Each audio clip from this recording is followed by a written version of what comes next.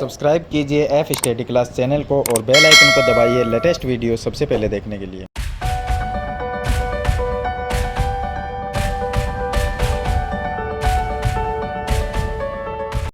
Hello students, आज हम कक्षा 9 की प्रश्नावली 5.1 है उसको एक क्वेश्चन को सरल करेंगे। तो इस प्रश्नावली में जो पहला क्वेश्चन है उसमें सत्य और असत्य हमें बताना है, इसके साथ में इसका कारण भी देना है। तो मैंने शॉर्ट में इस क्वेश्चन को लिखा है। यहाँ पर देखिए इसमें 5 अलग अलग क्वेश्चन दिए गए हैं। तो पहला जो क्वेश्चन है उसमें लिखा है कि एक बिंदु से होकर केवल एक ही रेखा खींची जा सकती है। तो देखिए एक बिंदु हमारे पास में एक पॉइंट, इस पॉइंट से इसने लिखा है कि एक ही रेखा खींची जा सकती है। तो हम ये एक रेखा हो गई और ये दूसरी, यानी कि एक बिंदु से हम अनेक रेखाएं खींच सकते हैं। इसने लिखा है कि एक ही खींच सकते हैं, इसका मतलब ये कथन क्या हुआ? असत्य हो गया।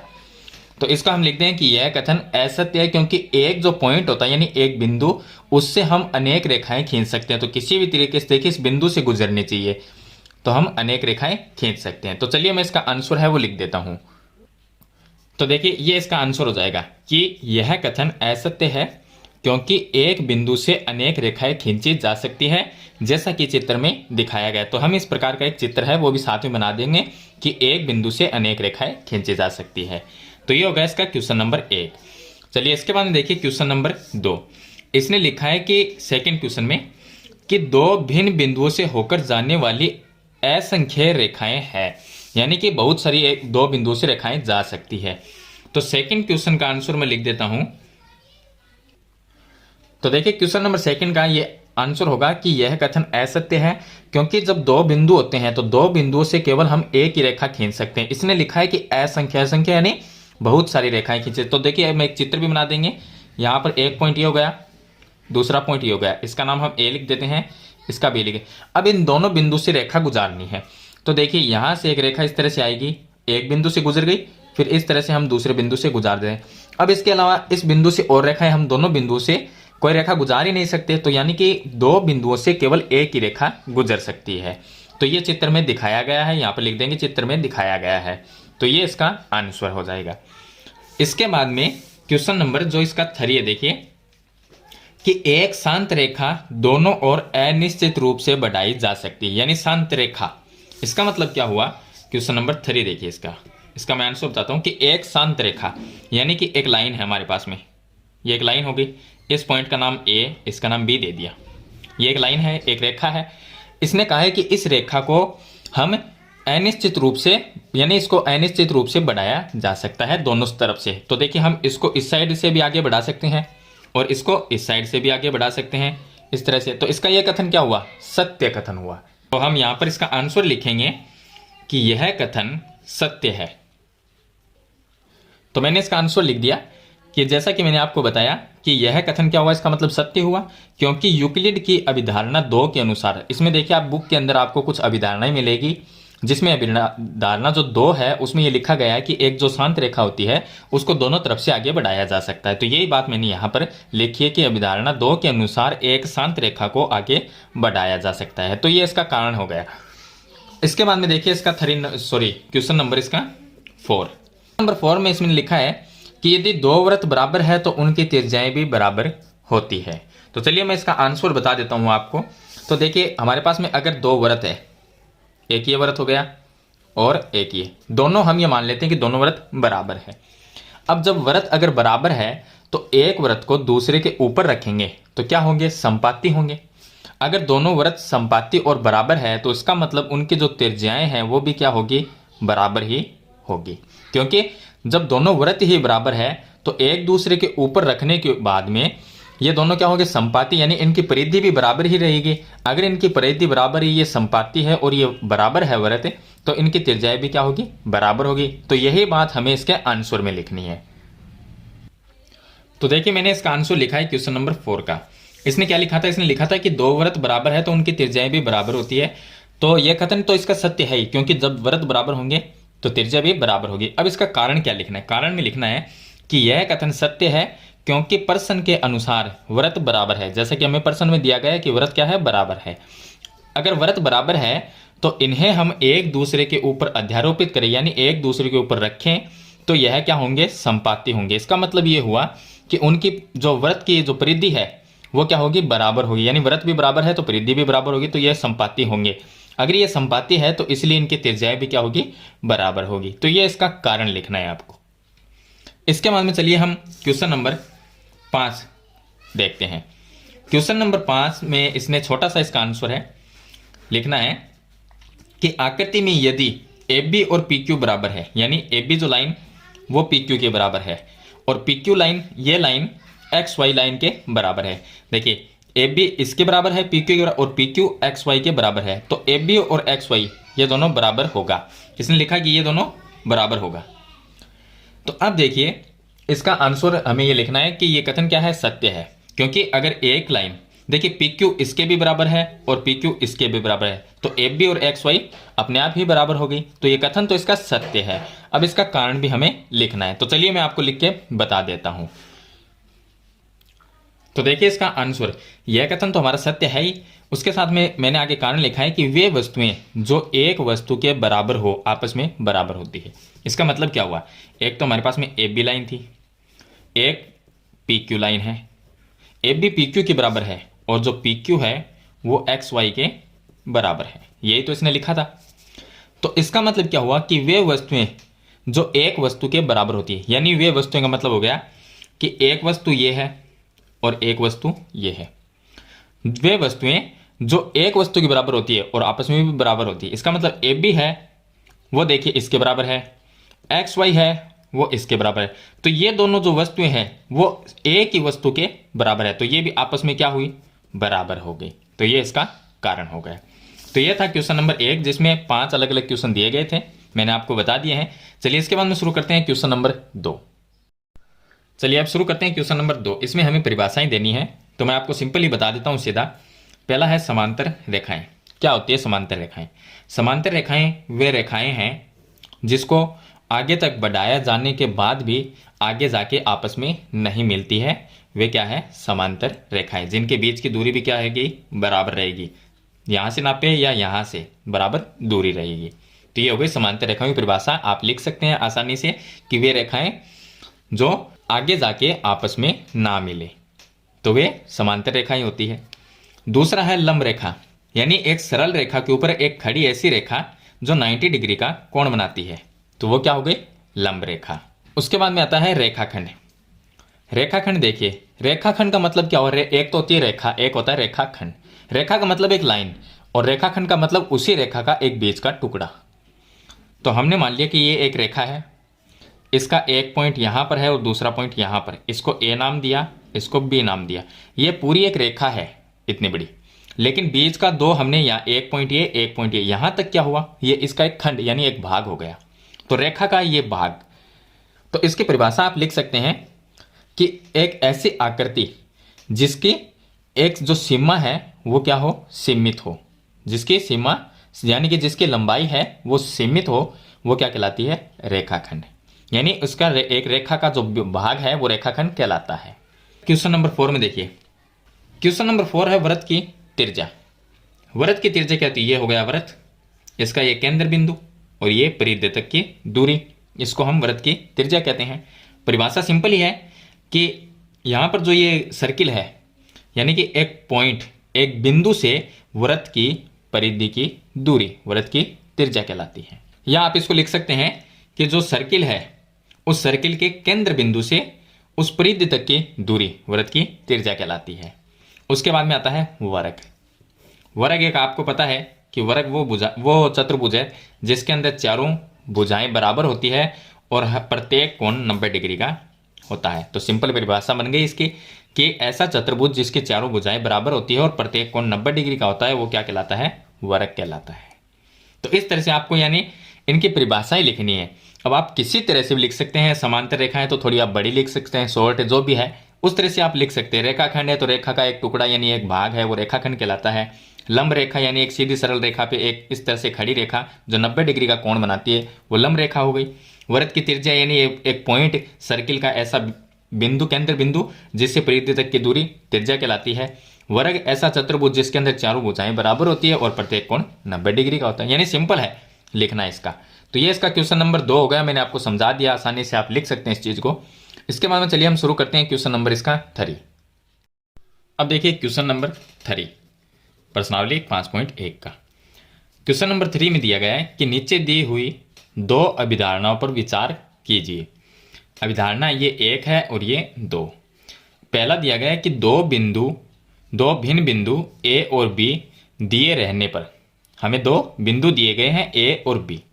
एक तीसरा बिंदु सी ऐसा विद्यमान है जो ए और बी के बीच स्थित होता है। तो सिंपल सी बात इसने ये कही है कि हमारे पास में 2 बिंदु है, तो हम एक बिंदु यहां पर ले लेते हैं और दूसरा बिंदु यहां पर। ये बिंदु ए और बी, इसको हम मानेंगे कि बिंदु ए और बी है। एक बिंदु सी ऐसा है जो इसी लाइन पे स्थित है, तो यहां पर हम मान लेते हैं कि बिंदु सी स्थित है, ये मान लिया। दूसरी अभिधारणा में इसने लिखा है कि यहां कम से कम ऐसे 3 बिंदु है कि वे एक रेखा पर स्थित नहीं है। तो चलिए हम ये मान लेंगे कि 3 बिंदु है हमारे पास में ए बी सी, लेकिन वो क्या है, एक रेखा पर स्थित नहीं है। तो हम इसको कुछ इस तरह से बना लेंगे। ये बिंदु ए है, यहां पर बिंदु बी है और बिंदु सी है, ऊपर या नीचे कहीं पर भी हो सकता है, हम ऊपर बना लेते हैं। तो यहां से ए को बी से हम मिला देंगे, ये बिंदु सी को ए से मिला देंगे और इसी को बी से। तो इस तरह से हम ये बना लेंगे, ये ए बी और सी। यानी कि अभिधारणा 1 में इसने लिखा है कि 2 बिंदु ए बी, उनके बीच में एक बिंदु सी ऐसा है जो ए बी लाइन पर स्थित है। और दूसरी में ये कहा है दूसरे क्वेश्चन में कि ए बी और सी यानी 3 बिंदु ऐसे हैं विद्यमान हैं जो कि एक रेखा पर नहीं है। तो देखिए ये बिंदु ए हो गया, बी अलग है और सी भी अलग है, तीनों एक रेखा पे नहीं है। हाँ, इसमें 2 बिंदु एक रेखा पे हो सकते हैं, जैसे ए बी है या ए सी या बी सी, इस तरह से, लेकिन तीनों बिंदु एक लाइन पे स्थित नहीं है। चलिए ये हमने बना लिया। अब इसने लिखा क्या इन अभिधारणाओं में कोई अपरिभाषित शब्द है। तो इसमें देखिए अपरिभाषित शब्द 2 है। वो कौन से हैं? इसमें 2 ही चीज हमारे पास में, एक बिंदु है और दूसरी रेखा है। तो इसमें 2 शब्द लिखेंगे हम कि एक शब्द तो हमारे पास में अपरिभाषित शब्द बिंदु है और दूसरा रेखा। 2 चीज है हमारे पास में, बिंदु और रेखा, दोनों क्या है, अपरिभाषित शब्द है। अब बिंदु की बात करें तो बिंदु क्या है, बिंदु एक सूक्ष्म पॉइंट है जिसको हम बिंदु कह सकते हैं। यानी कि हम पेन से अगर एक छोटा सा पॉइंट लगाते जिसे हम क्या कहेंगे, बिंदु कहेंगे। पेंसिल से लगाते तो बिंदु कहेंगे। तो सूक्ष्म चिन्ह जो होता है वो क्या होता है, बिंदु। दूसरी रेखा जो कि आप समझते हैं, या लाइन जो होती है वो एक रेखा है। ये दोनों अपरिभाषित इसमें शब्द है। उसके बाद में इसने लिखा है क्या ये अभिधारणा अविरोधी है, क्या ये यूक्लिड की अभिधारणाओं से प्राप्त होती है, स्पष्ट कीजिए। तो देखिए यहां पर जो हमें दिया गया है दोनों क्वेश्चन, इन दोनों क्वेश्चन में ये यूक्लिड की जो अभिधारणा है उनसे नहीं मिलती। हाँ, अभिगृहित जो 5.1 है उससे ये मिलती है, क्योंकि अभिगृहित 5.1 में ये लिखा गया है कि 2 बिंदुओं से एक अद्वितीय रेखा गुजर सकती है। यानी कि जब 2 बिंदु होते हैं उनमें हम एक अद्वितीय रेखा खींच सकते हैं। तो देखिए कोई भी 2 बिंदु ले लीजिए, उन पे हम एक ही रेखा खींच सकते हैं, इससे ज्यादा नहीं खींच सकते। तो 2 बिंदुओं पर एक अद्वितीय रेखा खींची जा सकती है। ये अभिगृहित जो 5.1 है उसमें ये लिखा गया है, यानी कि उसका ये पालन करती है। क्यों करती है, देखिए यहां पर अगर हम ले तो ये 3 बिंदु है लेकिन ये एक ही रेखा पर है, लेकिन 2 इसमें क्या लिखा 5.1 में कि 2 बिंदु होंगे उनसे एक रेखा खींची जाती। सही बात है ये। तो देखिए ए और सी, अगर ये 2 बिंदु है तो इनसे भी ये एक रेखा है, सी और बी तो इनसे भी एक रेखा खींची जा सकती है। यहां पर अगर बिंदु देखिए तीनों अलग अलग है, तो 2 बिंदु कोई भी 2 ले लीजिए, ए बी लेंगे तो इनसे एक सीधी रेखा खींच सकते हैं। ए और सी को लेंगे तो ए सी से एक सीधी रेखा खींची जा सकती है। बी और सी को लेंगे तो इनसे भी एक सीधी रेखा खींची जा सकती है। तो ये अभिगृहित जो 5.1 है उसका अनुसरण करती है, यानी कि उसमें मिलती है ये कि 5.1 में लिखा गया है कि 2 बिंदु जब होंगे, 2 भिन्न बिंदु, तो उनसे हम एक अद्वितीय रेखा खींच सकते हैं। तो ज्यादा इसमें कुछ लिखना नहीं है आपको। 2 अपरिभाषित बिंदु जो इसमें शब्द है वो है बिंदु और रेखा हो जाएगी। और इसमें हम ये लिख सकते हैं कि ये यूक्लिड की जो अभिधारणा है उनसे प्राप्त नहीं होती या उनसे नहीं मिलती है। अभिगृहित 5.1 से यह उसका अनुसरण करती है, उससे मिलती है, कि उसमें ये चीज़ लिखी गई है कि दो भिन्न बिंदुओं से एक अद्वितीय रेखा खींची जा सकती है। तो इतना कुछ है नहीं इस क्वेश्चन के अंदर, ऐसा एग्जाम में भी नहीं पूछा जाता है। तो यही था बस इस क्वेश्चन के अंदर। चलिए इसके बाद में हम इसका क्वेश्चन नंबर 4 है उसको हम सरल करेंगे। क्वेश्चन नंबर 4 देखिए, इसमें लिखा है कि यदि दो बिंदुओं ए और बी के बीच एक बिंदु सी ऐसा स्थित है। तो यहाँ पर हमने बनाया बिंदु ए, यहाँ पर बनाया बिंदु बी, इसको एक रेखा से हम मिला देते हैं। ये ए हो गया और यहाँ पर बी हो गया, इनके बीच में एक सी बिंदु है, तो यहाँ पर हम मान लेते हैं कि बिंदु सी है। अब इसने लिखा है कि ए सी और बी सी बराबर है, यानी ए सी और बी सी बराबर है। तो हमें क्या दिया गया है, हमें दिया है कि ए सी बराबर बी सी, ये दिया गया, यानी जितना भाग ए सी है उतना ही भाग बी सी है, ये हमें दिया गया है। तो अब हमें सिद्ध ये करना है इसमें कि ए सी बराबर 1/2 ए बी, ए सी बराबर 1/2 ए बी। सिंपल सा आपको तरीका बता देता हूं, आकृति खींच कर इसे स्पष्ट कीजिए तो ये हमारी आकृति हो गई। अब देखिए इसने ये चीज़ हमें दी गई है और ये हमें सिद्ध करना है। तो सिंपल इसकी जब उत्पत्ति करेंगे तो इसमें हम क्या करेंगे कि जो चीज़ हमें दी गई है उसको हम लिखेंगे, ए सी बराबर बी सी, ये हमें क्या है दिया है, ये हमें दिया गया है। यहाँ पर देखिए जो चीज़ हमें सिद्ध करनी है, यहाँ पर ए सी है हमारे पास में, इस साइड में ए सी है, यहाँ पर ए बी लेके आना है। ए बी कैसे लेके आएंगे, यहाँ पर बी सी है लेकिन ए बी लेके आना है। तो देखिए यहाँ पर ये बी सी है, इस बी सी के अंदर ये ए सी और जोड़ दें तो पूरी ए बी बनती है, यानी कि इस टुकड़े के अंदर, इस भाग के अंदर ये भाग अगर और जोड़ दिया जाए तो पूरा भाग ए बी बन जाएगा, पूरी लाइन ए बी बन जाएगी। तो यानी हम बी सी जो है ये बी सी वाली, इसके अंदर ये पीछे वाली अगर ए सी जोड़ देते हैं तो ए बी बनती है। तो हम क्या करेंगे, दोनों तरफ ए सी जोड़ देंगे, एक तरफ नहीं दोनों तरफ जोड़ेंगे। तो यहाँ पर लिखेंगे कि दोनों तरफ ए सी जोड़ने पर, दोनों तरफ ए सी जोड़ेंगे तो यहाँ पर ए सी में ए सी जोड़ना है तो ये क्या होगा, ए सी प्लस ए सी हो जाएगा, बराबर बी सी में भी ए सी जोड़ना है तो ये हो गया ए सी प्लस बी सी, ए सी प्लस ए सी ये दो ए सी हो जाएंगे, बराबर में ए सी और बी सी। देखिए ये ए सी है और ये बी सी है, पूरी को जोड़ दिया तो बन गई ए बी। तो इसकी जगह हम क्या लिख सकते हैं, ए बी। ये दो गुणा में है, भाग में आ जाएगा, तो इसको हम इस तरह से लिख सकते हैं कि ए सी बराबर ये भाग में आएगा तो इसको हम 1/2 ए बी ये लिख सकते हैं। तो ये हमारा सिद्ध हो जाएगा, ए सी बराबर 1/2 ए बी। छोटा सा क्वेश्चन है, क्वेश्चन नंबर 4। इसके बाद में चलिए शुरू करते हैं क्वेश्चन नंबर 5। अब देखिए क्वेश्चन नंबर 5, इसने लिखा है कि प्रश्न 4 में सी रेखाखंड ए बी का मध्य बिंदु है। तो हमारे पास में एक रेखा थी ए और बी, दो जिसके बिंदु हैं, उसके बीच में एक बिंदु था सी जो क्या था, रेखाखंड ए बी का मध्य बिंदु। तो ये हो गई ए बी, मध्य बिंदु कहलाता है। सिद्ध कीजिए कि एक रेखाखंड का एक और केवल एक ही मध्य बिंदु होता है। यानी हमें यह सिद्ध करना है कि जो रेखाखंड है उसका मध्य बिंदु सिर्फ एक ही होता है। तो हम क्या मानेंगे, इसके अंदर हम ये मान लें कि ए बी जो ये रेखा है इसका मध्य बिंदु डी है, और क्वेश्चन नंबर 4 में क्या था, सी था जो ए बी का मध्य बिंदु था। तो हम यहां पर ये लिखेंगे कि माना हमने ये मान लिया कि डी है, क्वेश्चन में हमें ये दिया गया है कि ए बी का मध्य बिंदु सी है, लेकिन हमें ये मानना है कि डी है वो ए बी का मध्य बिंदु है ताकि इसको हम सिद्ध कर सकें। तो डी को हमने क्या मान लिया, ए बी का मध्य बिंदु। तो हम यह लिखेंगे मानना डी ए बी रेखाखंड का मध्य बिंदु है।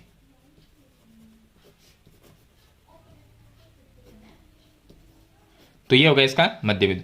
अगर डी है वो ए बी का मध्य बिंदु है तो ये भाग ए डी और डी बी बराबर हो गए।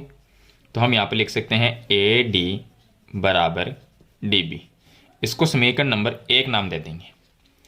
अब प्रश्न में ये लिखा गया था कि सी है वो ए बी का मध्य बिंदु है, तो हम यहां पर लिखेंगे कि हमें दिया है सी ए बी का मध्य बिंदु है। अगर हम सी को, यानी कि हमें जो चीज दी गई है कि सी अगर ए बी का मध्य बिंदु है तो क्या हुआ, ए सी और सी बी ये बराबर हो गए, तो हम यहाँ पे लिखेंगे ए सी बराबर में सी बी या बी सी लिख सकते हैं। इसको समीकरण नंबर 2 नाम दे देंगे। हमें ये सिद्ध करना है कि डी और सी दोनों क्या है, संपाती, यानी कि इनमें कोई फर्क नहीं है, दोनों क्या है, एक ही जगह पर स्थित है, अलग अलग नहीं है। तो ये चीज़ हमें सिद्ध करनी है कि रेखाखंड जो ए बी है इसका मध्य बिंदु सिर्फ एक ही है, चाहे वो डी है या वो सी है, डी और सी अलग अलग नहीं है, एक ही जगह स्थित है। ये चीज़ हमें सिद्ध करनी है। तो हम क्या करेंगे, समीकरण 2 में से समीकरण 1 को माइनस करेंगे। तो समीकरण 2 माइनस समीकरण 1, तो समीकरण 2 में देखिए ए सी में से माइनस करना है ए डी को, तो ए सी माइनस ए डी बराबर, यहाँ पर जो बी सी है इसको हम बी सी लिख लेंगे, बी सी इसमें से माइनस करना है यहाँ पर बी डी को, या सॉरी डी बी लिख लेंगे, डी बी ऐसा कैसे लिख लेंगे, और यहाँ पर भी हम इसकी जगह सी बी लिख लें, चलिए एक ही बात है।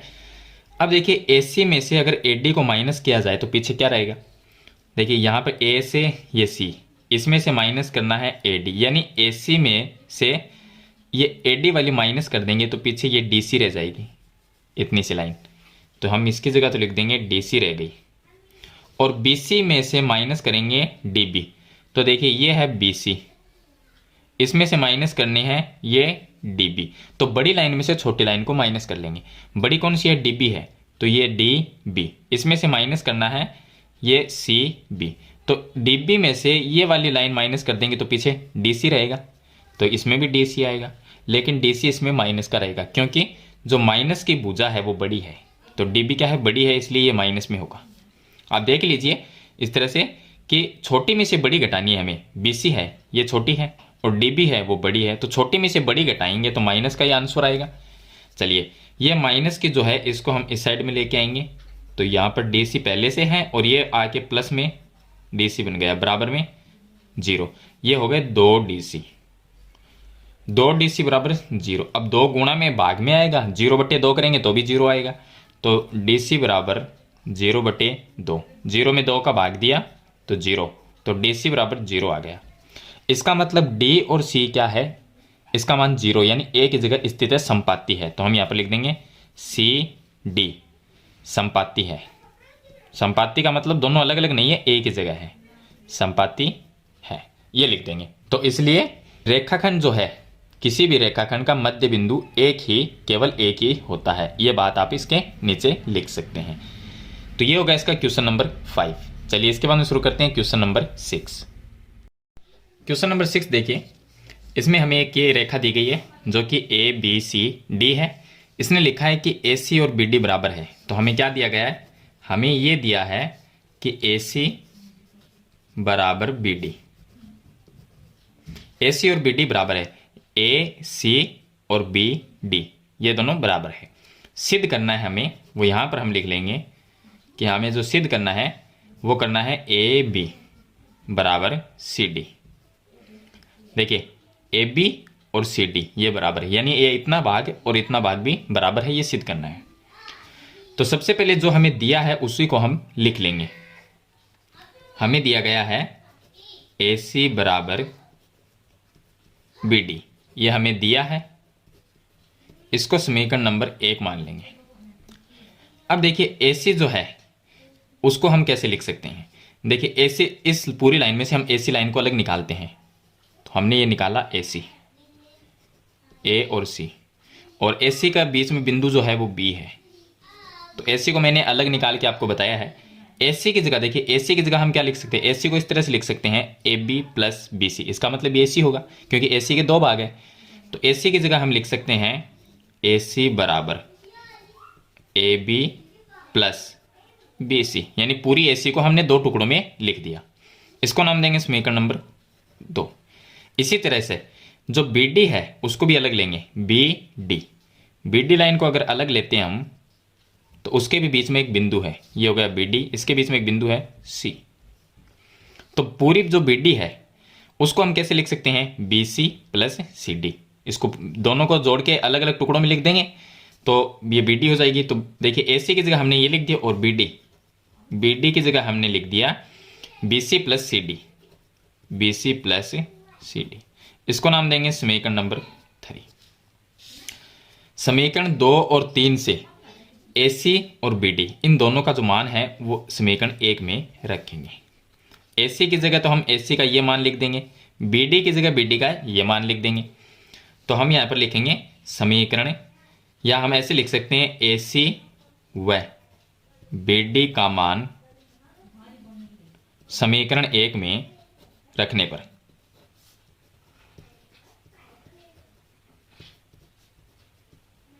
चलिए समीकरण 1 में रखेंगे। समीकरण 1 हमारी AC बराबर BD, AC की जगह हमें लिखना है AB प्लस BC, तो हमने लिखा AB प्लस BC बराबर, इस साइड में BD है तो BD का मान क्या है, BC प्लस CD है, इसको लिख दिया BC प्लस CD। हमें सिद्ध करना है AB बराबर CD, यानी यहाँ पर AB भी है और यहाँ पर CD भी है। BC जो है इनको हमें गायब करना है, यानी यहाँ से हटाना है। तो BC क्या है, प्लस का है। अगर हम दोनों तरफ माइनस का BC जोड़ दें तो प्लस और माइनस का कट जाएगा, तो हम लिखेंगे कि माइनस BC दोनों तरफ घटाने पर, BC को दोनों तरफ से घटाएंगे यानी माइनस करके, तो AB अपनी जगह है, प्लस में BC अपनी जगह है, और घटाना क्या है, माइनस में BC दोनों तरफ से बराबर। यहाँ पर भी BC प्लस में है, माइनस में BC घटाना है, और प्लस CD अपनी जगह लिख देंगे। देखिए ये इससे कट जाएगा प्लस माइनस, ये भी प्लस माइनस कट गए, तो पीछे क्या रहा, यहाँ पर AB रह गया और बराबर की दूसरी साइड में CD रह गया। ये चीज़ हमें सिद्ध करनी है। तो इस तरह से क्वेश्चन नंबर 6 को आपको सरल करना है। चलिए इसके बाद हम शुरू करते हैं क्वेश्चन नंबर 7। क्वेश्चन नंबर 7 देखिए, यूक्लिड की अभिकृतों की सूची में दिया हुआ है कि अभिकृत 5 एक सर्वव्यापी सत्य क्यों माना जाता है। तो अभिकृत जो 5 है उसमें यह लिखा हुआ है कि जो पूर्ण होता है वो अपने भाग से बड़ा होता है। चलिए मैं लिख के बता देता हूं, पूर्ण अपने भाग से बड़ा होता है। इसका मतलब क्या है, इसका मतलब ये है पूर्ण जो है वो अपने भाग से बड़ा होता है। इसका मतलब ये है कि अगर ये पेन है, इस पेन का, ये पेन पूर्ण है, पूर्ण का मतलब पूरा, अगर मैं इतना सा इसका टुकड़ा अलग कर देता हूं तो जो टुकड़ा हमने अलग किया है वो क्या पेन से बड़ा है, नहीं है। तो क्या हुआ, इसका मतलब कि जो पूर्ण है यानी कि पेन जो पूरा है, अगर इस पेन का टुकड़ा इतना सा मैं अलग कर देता हूं तो ये फिर भी पेन क्या है, अपने भाग से, जो इसका हमने भाग अलग किया है उससे बड़ा ही है। तो पूर्ण अपने भाग से बड़ा होता है। इसका अभिकृत 5 में एक सर्वव्यापी सत्य इसलिए इसको माना जाता है क्योंकि कोई भी वस्तु ले लीजिए, अगर उस वस्तु का हम छोटा सा टुकड़ा तोड़ लेंगे तो वो टुकड़ा है उस वस्तु से बड़ा नहीं हो सकता। अगर उसका टुकड़ा एक भाग होगा छोटा सा तो वो वस्तु से बड़ा नहीं होगा, वस्तु ही उस भाग से बड़ी रहेगी। तो यही चीज़ इसमें लिखी गई है कि पूर्ण अपने भाग से बड़ा होता है, इसलिए इसको सत्य माना जाता है। विश्व में हर जगह ये बात सत्य है कि पूर्ण अपने भाग से ही बड़ा होगा। कोई भी वस्तु ले लीजिए, उसका छोटा सा एक भाग लीजिए, तो फिर भी वो वस्तु क्या है, उस भाग से बड़ी ही रहेगी, इसलिए इसको सत्य माना गया है। तो इसमें ज़्यादा कुछ लिखना तो है नहीं, मैंने आपको सिंपल समझा दिया कि किस तरह से इसका मतलब क्या है। तो ये इसका क्वेश्चन नंबर 7 था। तो इस वीडियो में मैंने आपको प्रश्नावली 5.1 के सभी क्वेश्चन बता दिए हैं। क्वेश्चन अच्छे लगे तो इस वीडियो को लाइक और शेयर जरूर कर देना। अगर आप इस चैनल पर नए हैं तो चैनल को सब्सक्राइब करना, साथ में बेल आइकन का बटन जरूर दबाना ताकि आने वाली नई वीडियो की नोटिफिकेशन है वो आपको मिलती रहे। तो आज की वीडियो में इतना ही, मिलते हैं एक नई वीडियो के साथ, तब तक के लिए थैंक यू।